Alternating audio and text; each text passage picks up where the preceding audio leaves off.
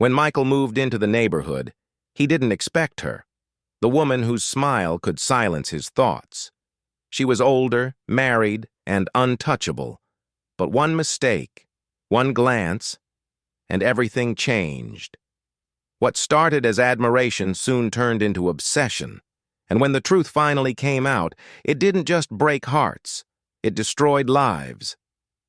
Michael, a 24-year-old college graduate, moved into a quiet suburban street, the kind where nothing ever happens.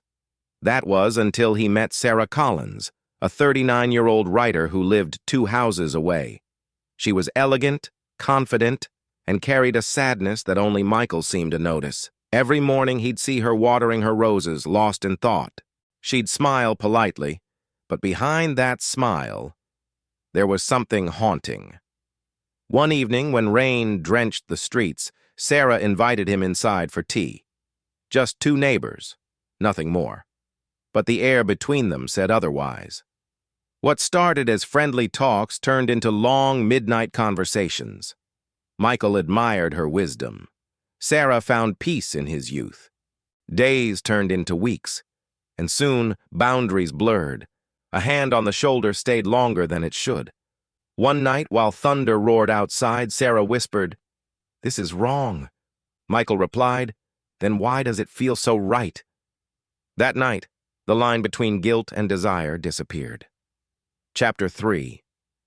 The secret that couldn't stay hidden. They promised to keep it quiet. No one would ever know. But secrets have a way of slipping out, especially in small towns. A neighbor saw them together, a touch that lingered too long, a smile that meant too much. Soon, whispers spread.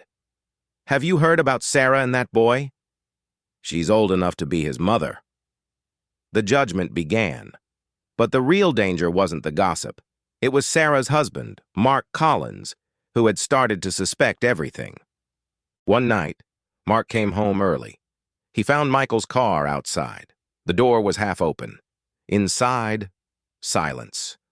Then a voice. "Mark, I can explain." The sound of breaking glass echoed through the living room. Rage, betrayal, disbelief, all collided in that single moment. The affair wasn't a secret anymore. It was a scandal.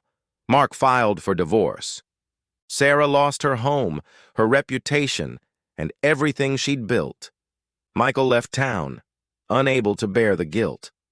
But love, or whatever it was, had already left scars too deep to heal. Months later, Sarah sat alone at a cafe, staring out the window as rain began to fall again, just like that first night. And on the table beside her lay a letter from Michael. "I don't regret loving you, even if the world called it wrong." Years passed. Michael returned, older, wiser. He searched for her house, but it was gone. A neighbor told him, "She moved away years ago. Never spoke to anyone again. Some say she still writes about that boy, the one who changed her life." As he walked away, he found a single red rose by the old mailbox, still blooming against all odds. Maybe some love stories aren't meant to last, but they never truly die. They broke every rule of love, of age, of society, and in doing so, they learned the truth. Forbidden love doesn't end in fire or fury. It ends in silence. A silence that echoes long after the world has forgotten your name.